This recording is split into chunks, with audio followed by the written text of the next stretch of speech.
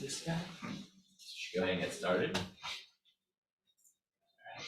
So we're very happy to have Dalu from Pittsburgh here today to tell us about light scalar dark matter.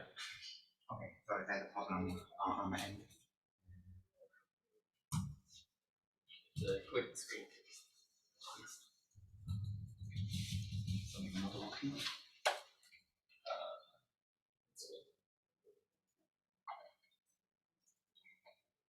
Let's see, do you have multiple? Maybe we can stop share. Yeah, why don't you try that? There you go.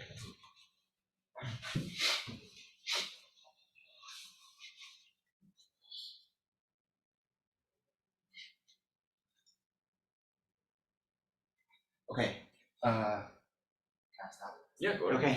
Today we'll talk about work with Hannah Day, Mark Beluti, and Yue Zhao. We'll do a peer soon. We'll talk about the searching for light scalar dark matter with quadratic interaction. There are many dark matter experts in the audience who have knowledge introduce what dark matter and what's necessary condition. Instead, I will just point out what relevant in my talk is should we treat dark matter like a field-like or particle-like?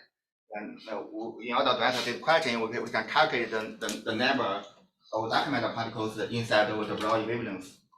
Because dark matter density is fixed, so you plug in some number, you found if M5 is EV, roughly you have 1 million dark matter per the Broad equivalence cube, which means roughly at the EV scale. Above EV scale, we can think dark matter is more like a particle-like. Below EV scale, we can think dark matter more like a wave-like. So in my talk, I'm most interested in the sub-EV dark matter, which means dark matter will be more like a field-like is a scalar field, of course. So the model I'm interested in is a fast square coupling. The interaction between nucleon field is fast square n bar n. I will not talk about any UV completion of this model or any technical naturalness of this model. Instead, I will just focus on effective retraction. No matter what UV you have, UV Lagrangian you have, below QCD confinement scale, you have the effective retraction fast square n bar n. And 1 over f can be single or like a coupling or coupling square if you want. So in ordinary matter, the space between two atoms roughly is 10 to the minus 8 centimeter. And if you calculate the Scalar equivalence of dark matter, or more precisely, here I will use this reduced Scalar equivalence. Roughly for M5 EV, the reduced Scalar equivalence is roughly 10 to the minus 2 centimeter. The two numbers tell you inside if the light scalar dark matter below EV, the reduced Scalar equivalence is so large. You can inside of ordinary matter, you can replace the expectation value n bar n to the number density of nucleon field, to the number density of nucleon particles. So also we know this huge number if the space is 10 to the minus 8 centimeter, just tells you that the number density is roughly 10 to the 26 per centimeter cubed. Just some high school mathematics. So, but after you replace this n bar n to the number density of the nucleon particles, the equation motion of scalar field gets modified. Very simple. It's just basically it's just the shape. I think here is plus n over n. Okay. Because it just change the effective mass in the ordinary matter. So when we introduce some scattering process, dark matter hitting an ordinary object, we are interested actually in the stationary state. If you plug in the stationary state condition, the condition for the space-like dark matter field is space-dependent dark matter field is just the Schrodinger equation with the effective potential n over f divided by 2m pi. So you can using this scattering theory to solve this equation motion. I will not discuss any detail of how to solve the equation. It's very standard in quantum mechanics. But instead, I will more focus on following the thread. Are you going to be mainly worrying about the impact of density fluctuations in the regular sector on the dark matter, or the opposite? Opposite, dark matter hitting the object, what effect dark matter can. So how ordinary particles, equations of motion, their behavior depends on the presence of dark matter? Yes, more like that question. Yeah. So I will not provide details any detail about how to solve the equation, but instead I will discuss some physical effects, and it's very easy to understand intuitively. The picture we're following is that dark matter wind, because the sign rotating galaxy is 10 to the minus 3 dark matter velocity. Suppose we have an ordinary matter object, a ball, a sphere, a solid sphere, and dark matter hitting the object. So, but we just consider the energy conservation. The dispersion relation in the vacuum is just E square equals K square plus M psi square. But in the presence of ordinary matter, the dispersion relation gets modified to the K prime square plus M phi square plus N or F. If you focus on this energy conservation process, so this immediately tells you that the momentum inside the solid sphere is equal to the K square minus N or F. So, it's very simple. So if the condition K square is smaller than number density divided by F, remember the number density of nuclear field is very large, is in the order of 10 to the 24 per centimeter cubed. If this condition is satisfied, the dark matter will be damping inside the material, and as the effect, dark matter will bouncing back, which means instead of going through, dark matter bouncing back and induce the momentum transfer to the object, such a pressure force. What's confusing, I mean, apologies, I'm just not sure I'm getting the picture. Normally when we think of particle dark matter, we sort of think of gas and dark matter just commingling and so on. And it's not like there's a segregated amount of dark matter and a segregated amount of baryons that will hit each other like you're drawing. So what's the physical application? I'm talking about let's say you have an aluminum ball with a centimeter size aluminum ball. You put it in the space. The dark matter wind will hit the aluminum ball, and bouncing back will induce the acceleration on the aluminum ball. That's the effect. In the sort of ordinary picture would say, in this room, we're moving through a more or less stationary field of dark matter, and maybe some rotation, but roughly speaking, it's on average stationary, but we have like 220 kilometers per second velocity through it. Yeah. So but we're sort of, it's permeating us. I mean, this idea that it's a separate thing that you bounce off. No, not separate thing. You can think of dark matter as a halo effect in the background field, and the object moving in the dark matter field. Because the object moving, sort of like the drag force. Exactly. Yeah, like that I'm talking about. Well, of course, I'm in the more like in the frame that this object is at rest. Dark matter has wind, but in the real picture is the dark matter is a halo. We are moving in the halo. We got a drag force. Yeah.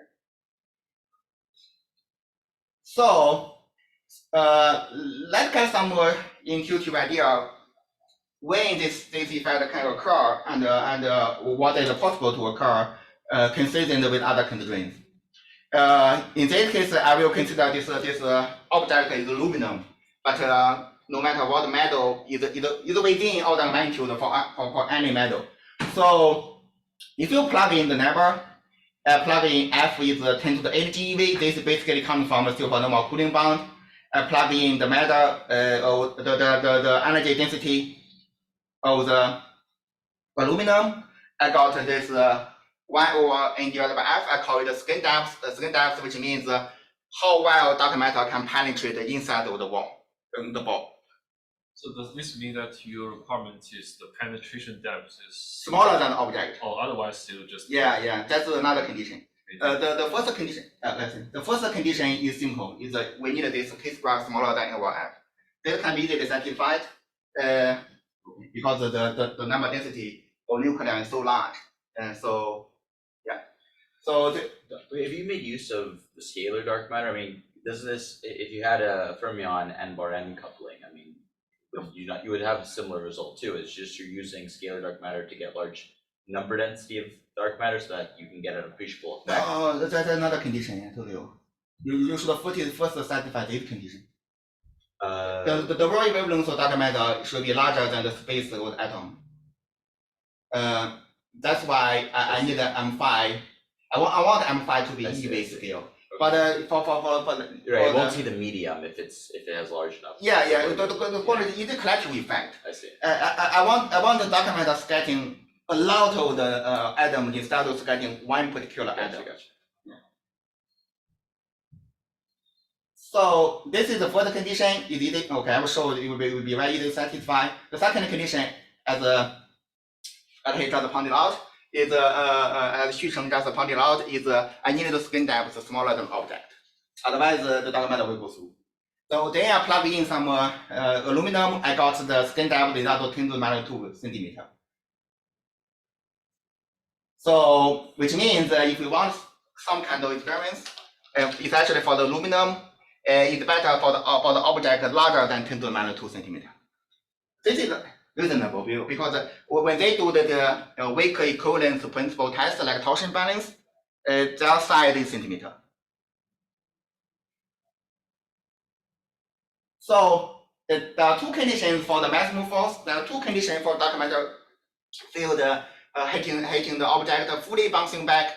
The first condition I will call the strong potential condition. Is the skin depth much smaller than the de Broglie wavelength of the object. In other sense, is the potential much larger than the momentum. So the other condition is the small skin depth is the skin depth is much smaller than the size of the object.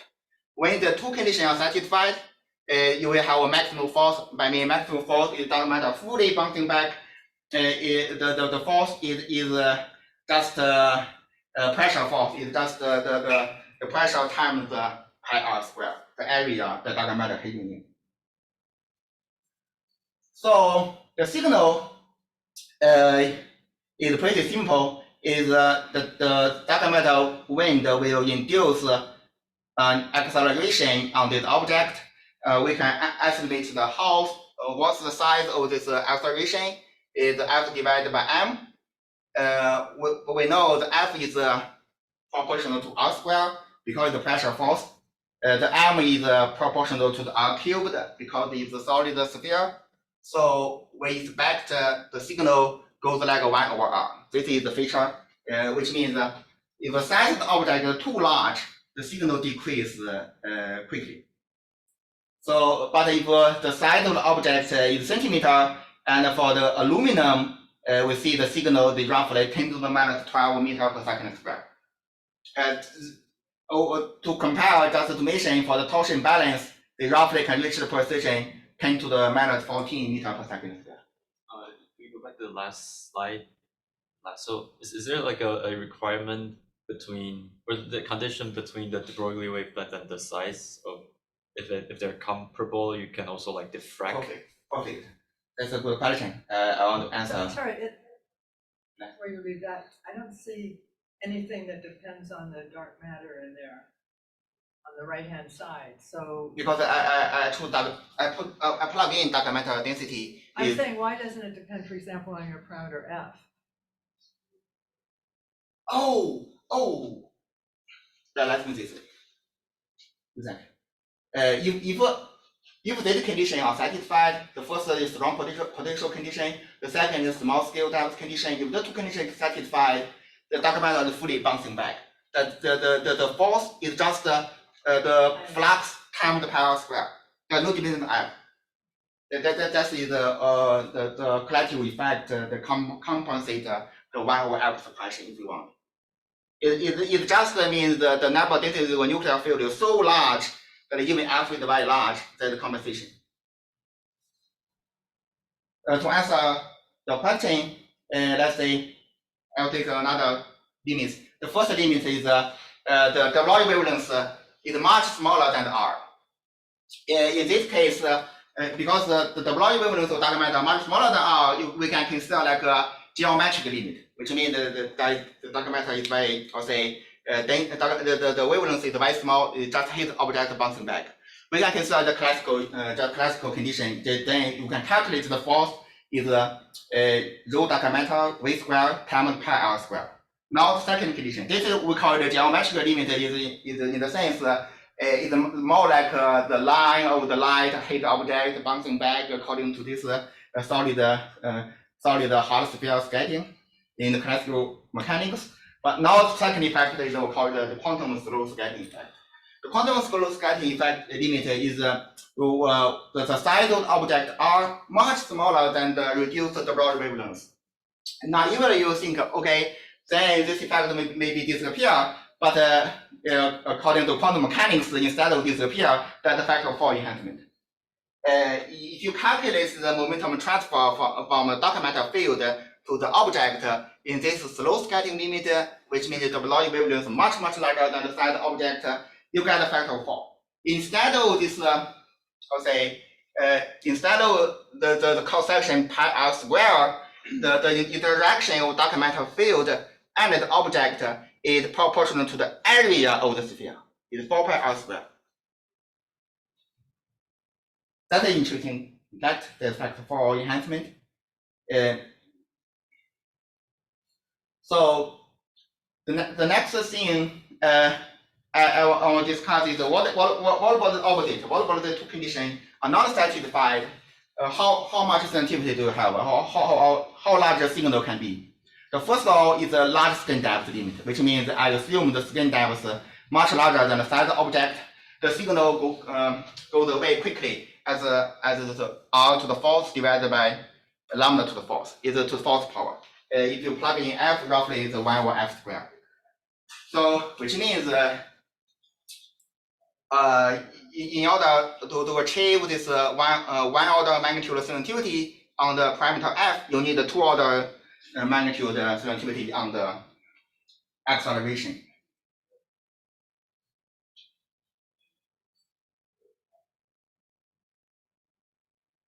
The next thing, okay, that's the basic picture. The basic picture is if you have some conditions to satisfy two conditions, the dark matter will induce a maximal force, and if not satisfied, it will be surprised by the force power of the out force. Hi, I have one question. Go on. So for the large penetration depth limit, so for the I still guess there might be some dark matter will be bounced back. Yeah, that's why it's so can we increase the detectability by increasing R? So what's the difficulty? Oh, but you know we are not directly observe the force. We are observe the acceleration. Yes. If you increase the size r, yes. your acceleration decrease like 1 over r. Yes. But you're right. Still, you say this is go to r to the fourth. Yeah, little bit. Yes. Little bit. Maybe one reason is you need to put into space, then you will be split by Earth. So Can I say again? maybe you want to be put into space, Yeah. so it will be hard to Oh, the ideal case we will see there's some condition in some parameter space the dark matter cannot go through the atmosphere, which means there's no dark matter on Earth. Yeah. I will show you. So in terms of the parameter f, the coupling strength, how large the coupling should be for you to be in this regime?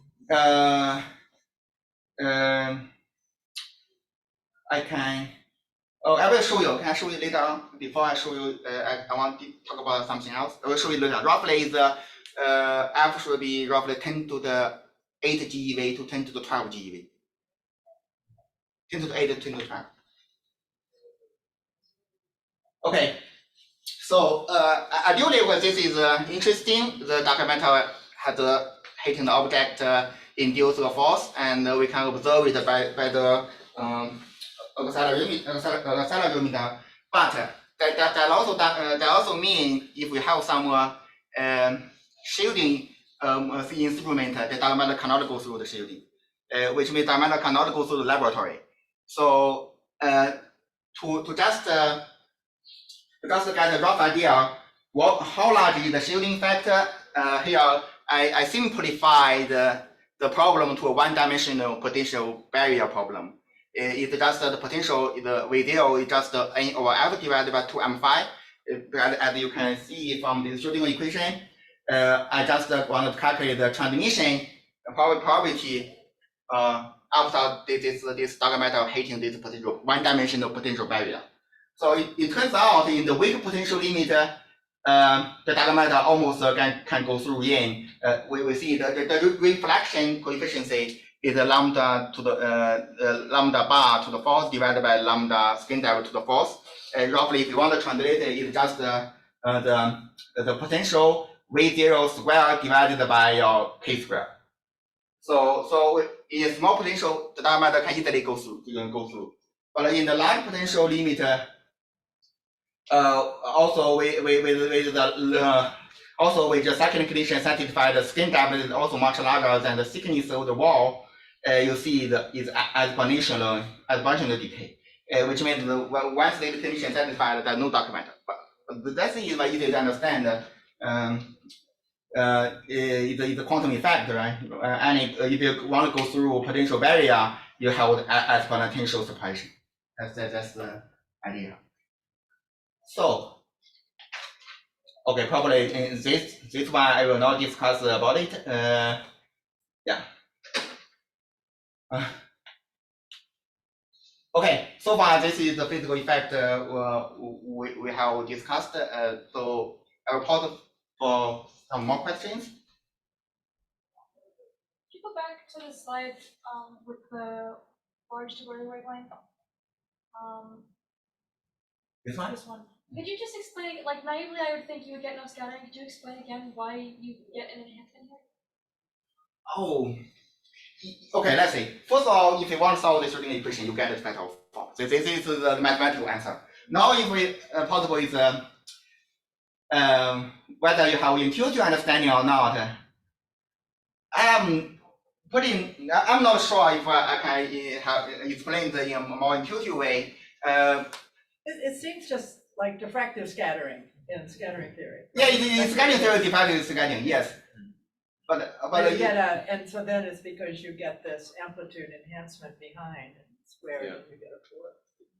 Feels like the whole sphere, like Yeah, the wave yeah, is yeah. very big. I can only It's an intuitive. That's That's not actually in terms of the quantum mechanics what happens. Yeah, is yeah. You add amplitudes and square. right. Yeah, if you follow the calculation, it's yes. I'm the square you found. I mean, it's exactly that problem that one does in quantum mechanics. Yeah, but this is standard quantum mechanics scattering. This is about why I can answer. Yeah, but intuitively you can think the dark matter surrounding all the object. The interaction is. Well, you can intuitively say that, but it would be inaccurate. Yeah, it's not accurate. It's not accurate. Yeah. So I will continue go on. I will go through all the bound. Then I will show the perspective for the future experiments, possible experiments. But the first bound I will go through is the Supernova cooling bound, and they call it the Raffelt criterion, which the condition is once you have to have the length scalar field is mass smaller than the 30 MeV in of the potential of the supernova, then this process can occur inside of supernova. The condition, the Raffelt condition criteria is the rate, the interaction rate cannot be larger than the neutrino luminosity. If it's larger than, which means it carries away a lot of energy. This is we call it the Raffelt criteria. If you plug in the number, roughly tells you F should be larger than 10 to the 8 GeV. This bound does not need the phi to be dark matter. Any interaction like phi square n by n, dark matter, no matter phi is dark matter or not, you have this bound. It's pretty. I should say, recently there is people like Peter Graham saying they can build a model to evade this bound. Adding some interaction between phi and another particle.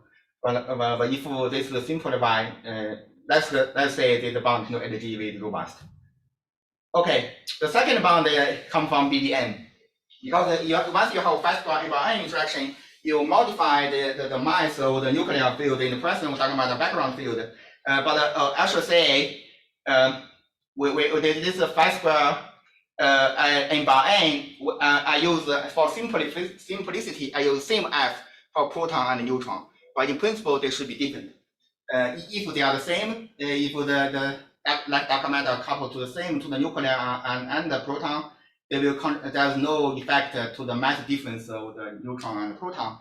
which is why BBN bond is so strong, is due to you need to modify the mass difference between neutron and proton.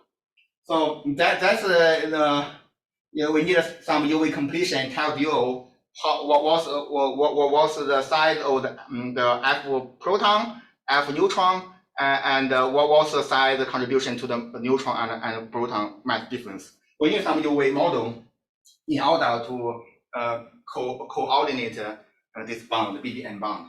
But in a nutshell, the BBN bond, the helium-4 abundance is really determined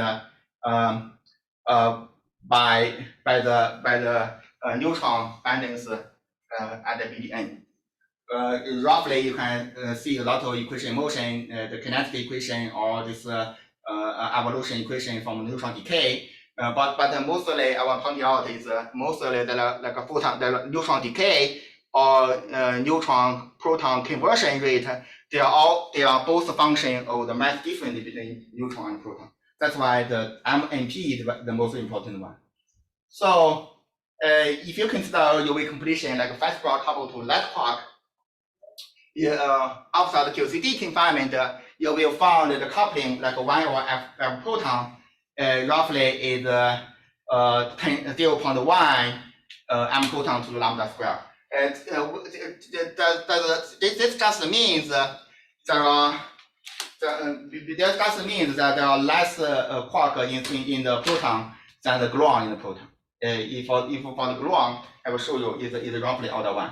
But if you calculate the mass difference between neutron and proton, there's no surprise because this coming from the mass difference coming from the mass between up quark and down quark.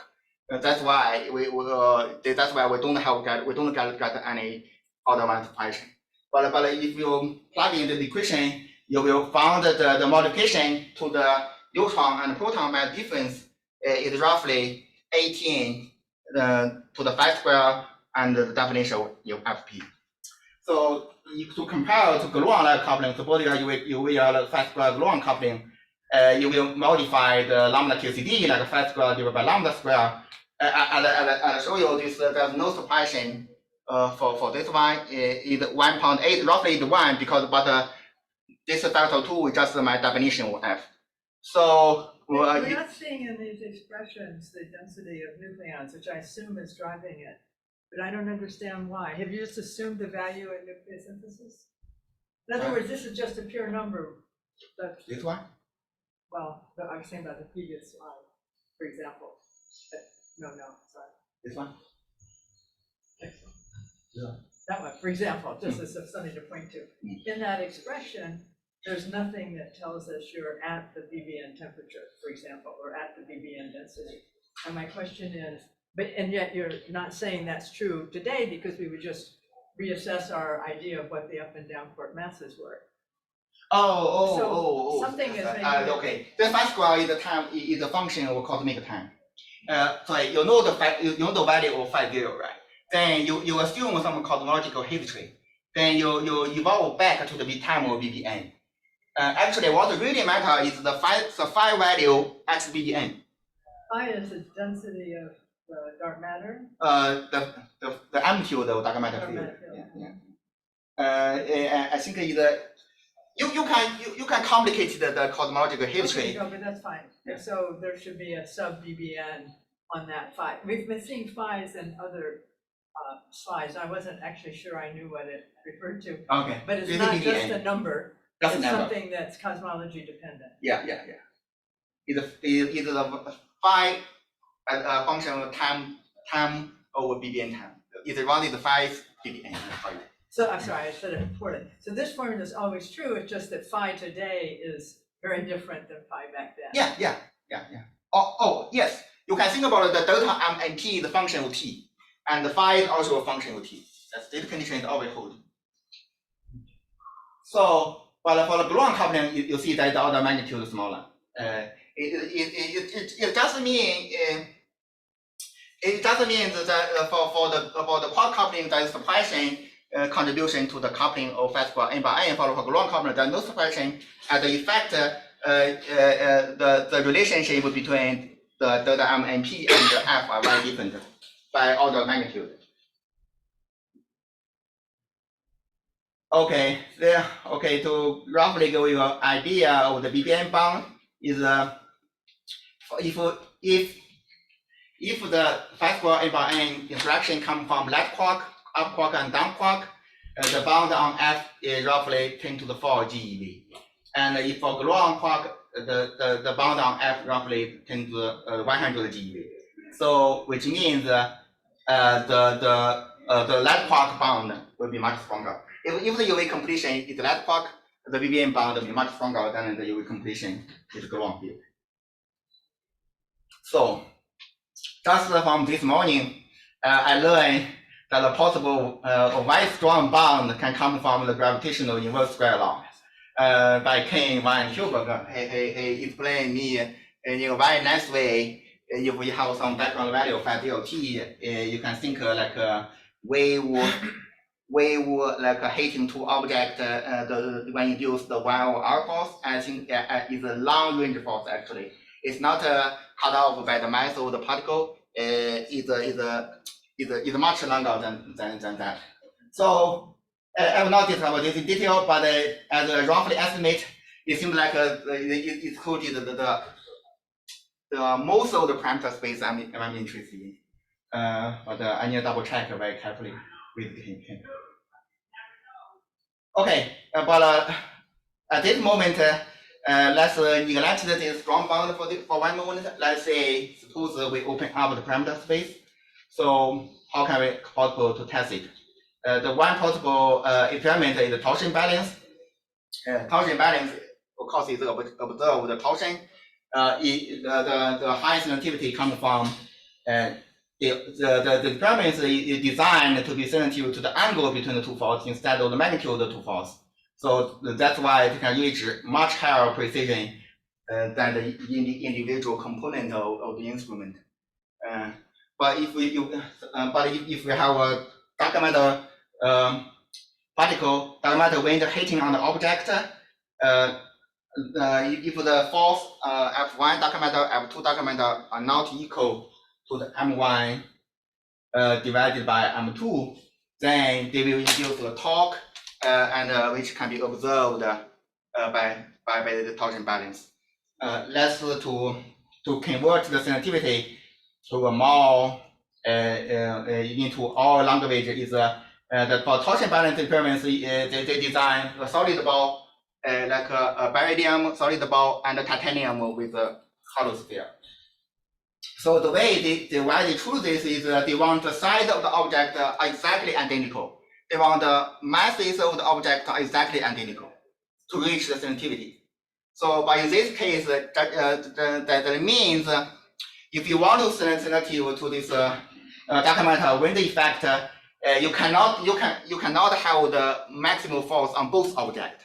The condition is you should have maximum force on the solid sphere, but on the other hand, you shouldn't have the maximum force on titanium. Yeah.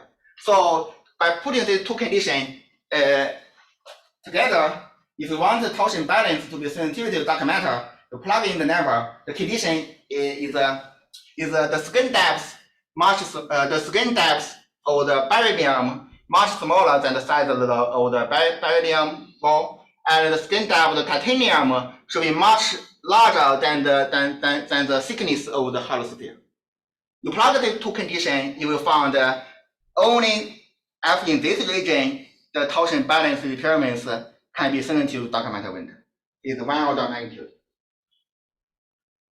But maybe you can try to improve the torsion balance using different size objects, but I'm not sure how well this background can be reduced. So, but that's life.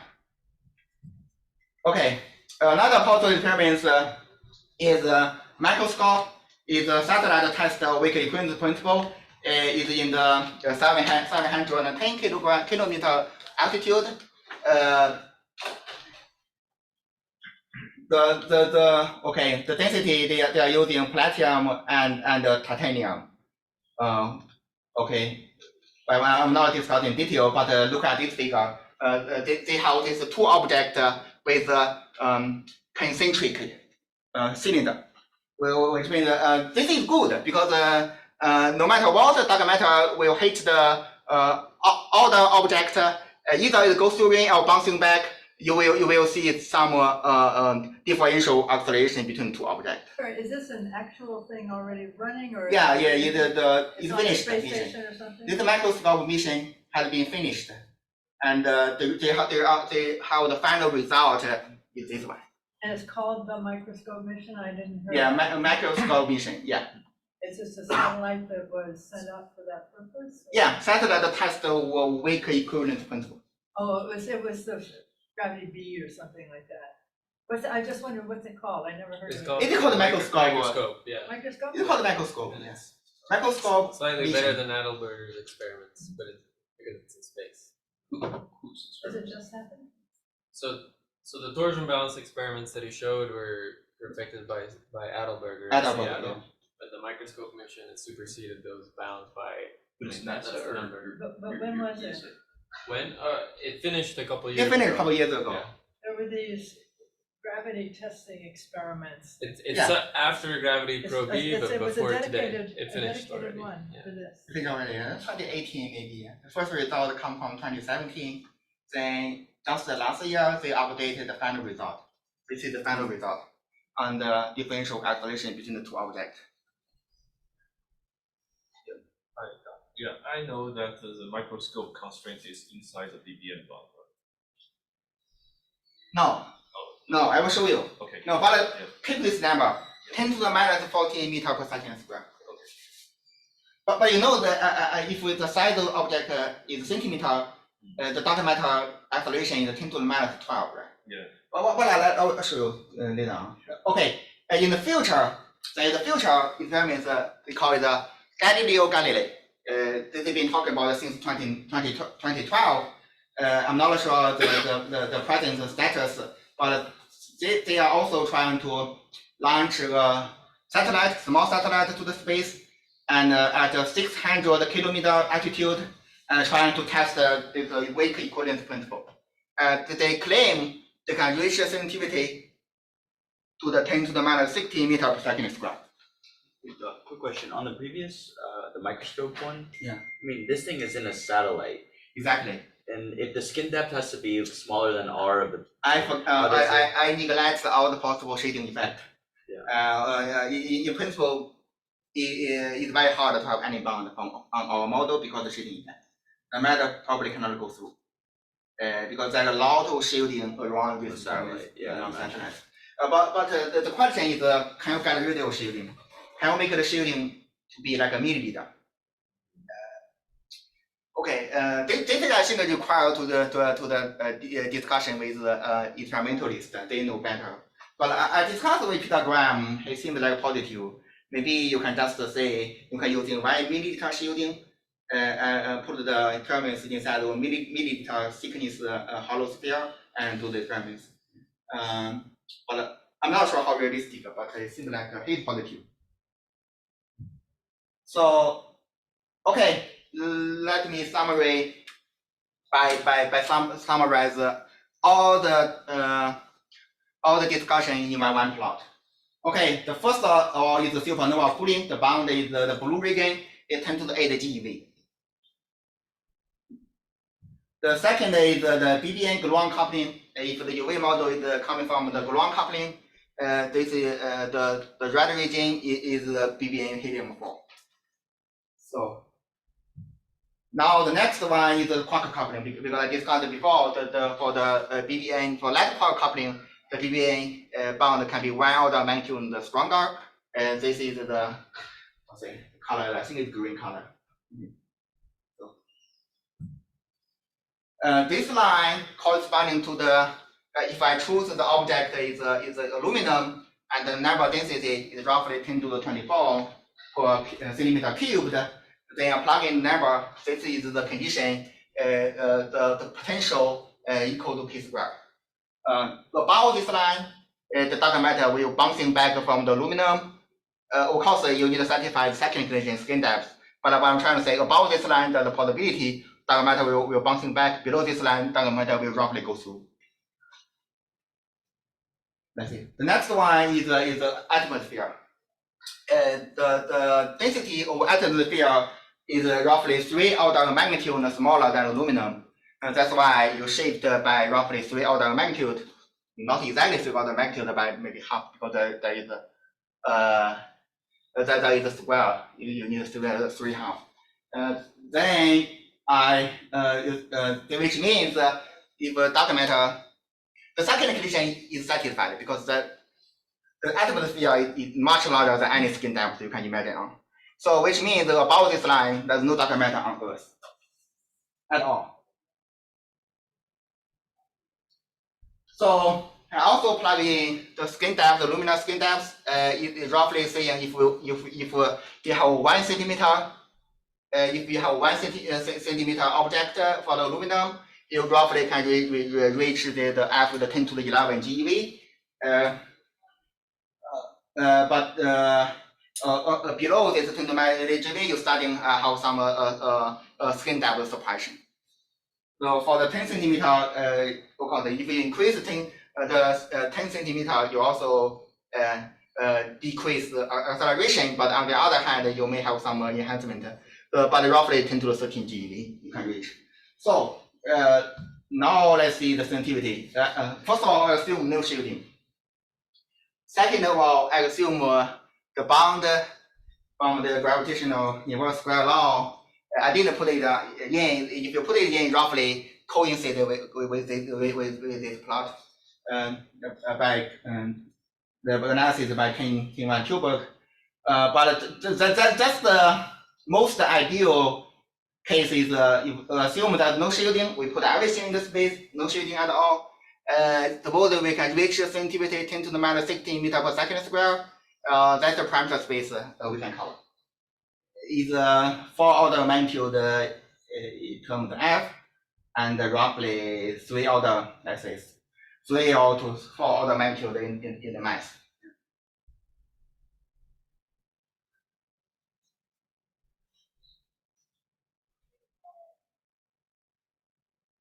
Okay, I directly go to my conclusion.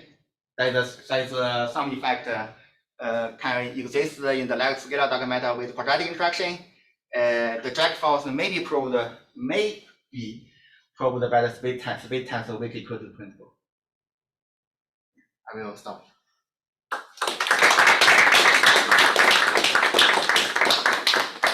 Any questions for Doug? So this gravitational thing coincides with the plot? Roughly coincides with it.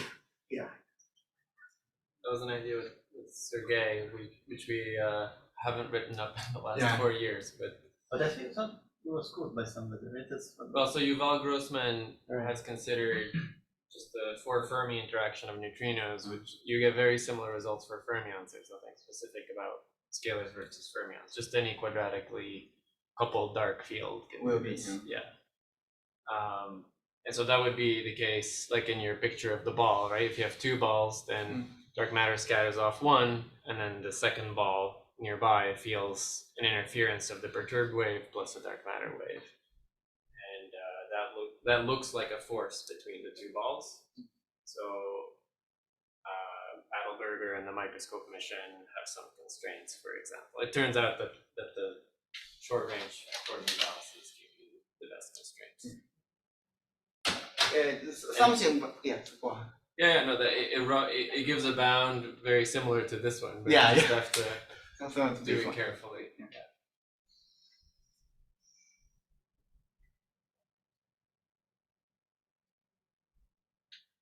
For these F, do you know when they decouple from the thermal bath in the universe? I didn't work out the geometry. I assume there should be some candidate can generate the dark matter density. I don't have any idea what's F is. Probably at F at large and 10 to 8 GeV, probably dark matter will be never in thermal with the standard model. I don't want to do the calculation. I don't know. For the supernova bond, I can expect in a very strong coupling limit, then your mean free path is smaller than supernova mediums, right? Then you will have the upper cutoff limit for the supernova bonds. You mean? Yeah, I just I you guess mean maybe there might be some. you mean the F is much smaller, Yes. such that the effect will you are saying the bond will not continue. At some point it will stop. I guess there might be some upbound. Then but your bond can still continue. Okay. This region. Maybe I just guess. Maybe Okay, good point. You are saying the rejection is so strong that the diamond will trap in the supernova. like a solar how the photons trapped inside the sun. So we are mean purposes. Okay. Yeah, and also another question was, do you think a similar discussion can be applied for the quadratic coupling with the not the n bar n but the like e bar e, for example, is your number density similar? Yes. And the BBN bond will be five order magnitude smaller. I see. Which I don't understand. I see. But I just according to Tian the paper, if you consider phi square e bar e. I think the reason is there might be some matter effect from the two loop correction. There is e bar e because when you go to BBN temperature, then electron will become relativistic. Then you will have a thermal contribution, which will slower the evolution. Oh, you mean the back reaction effect? Yeah, kind of. You mean the back reaction of electron on dark matter evolution? Yeah. Yes. We can discuss more, but still. Yeah. We can discuss more, but still I'm quite okay. But okay, this effect will not be changed because the number density of electron is roughly a factor of 2 smaller than the number density of the nucleon and nucleon particles. But the BBN bond will be like a move 5 order magnitude smaller. So, but never mind. But the bond coming from this gravitational inverse bond will still exist. Yeah. Unfortunately. For like the lighter ones that have like a larger wavelength, are there any like astrophysical stuff that can also shield your signal, like molecular cloud, or like you're saying like the atmosphere will shield. Yeah. But if you go down to like lighter, like when you increase your de Broglie wavelength, are there any like does astrophysical environment start to become shielding? Start to provide shielding at. But most of the space is empty, right? Yes. You cannot shield all the dark matter coming in. Okay. If possible, you maybe want to shadow something. But unless there's let's say if there is some object, I'm not sure. I think it may reduce, but not by order of magnitude. If you have if the object in the galaxy is so dense, then maybe. But yeah, it doesn't have to be really dense, right? If you go down to say like 1 meter for your de Broglie wavelength, then it doesn't have to be that dense to show. Right. So you're trying to you want the Broglie equivalence to become larger. Yeah. So on the left side. Yeah. So let's say close to the bound, but so it's not as like just the usual. Well, that's not interaction, right? This just means the Broglie equivalence is much larger than the object. You need. I think what you are trying to ask is what about you have some object with number density much smaller than the atmosphere? Yeah. Maybe some dust, something will dark matter will not go through that one. That you're asking? Yeah, because it's like the skin, you have larger skin depth, but then also stuff are much bigger. Quite interesting. I think the dark matter cannot, for example, dark matter wind cannot go through dust in the galaxy. Or yes, maybe something like that, right? If you have a more dusty region. Yeah, very interesting. I need to think about. Yeah. But I think the question is whether there's still dark matter in the sun or not. It's interesting. Probably you need to consider the formation of the galaxy, formation of the sun. Okay, that's interesting. Should I just think of this as a bit of axion or out phenomenology, or is there something different about this? Please just clarify that relationship. You want to compare this model to the ALP? Well, it seems like it's sort of a special example. I may not be understanding something about it. Probably not. It's similar, but the only difference is the interaction, right? For the ALP, the interaction is linear interaction.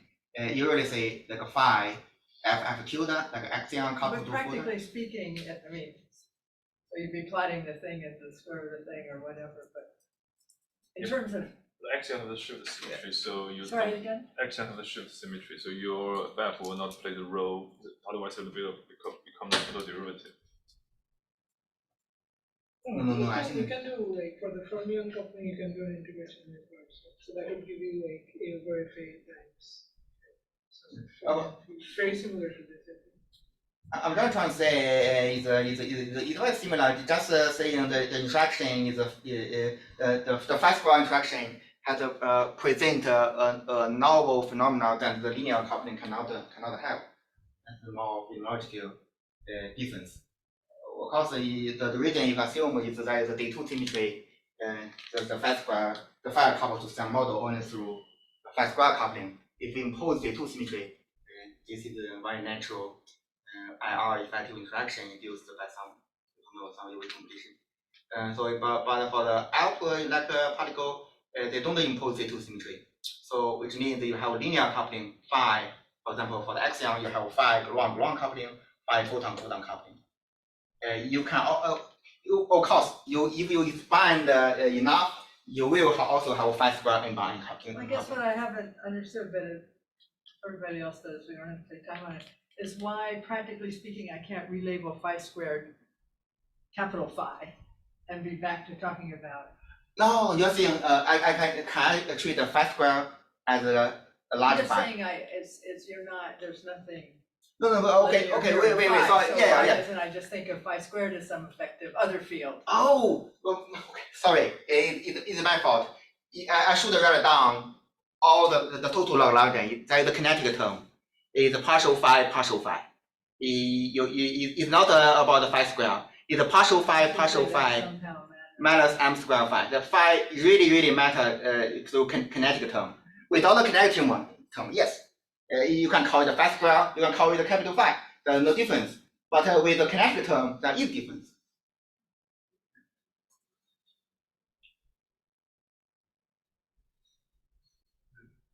Any other questions? No, thank you again.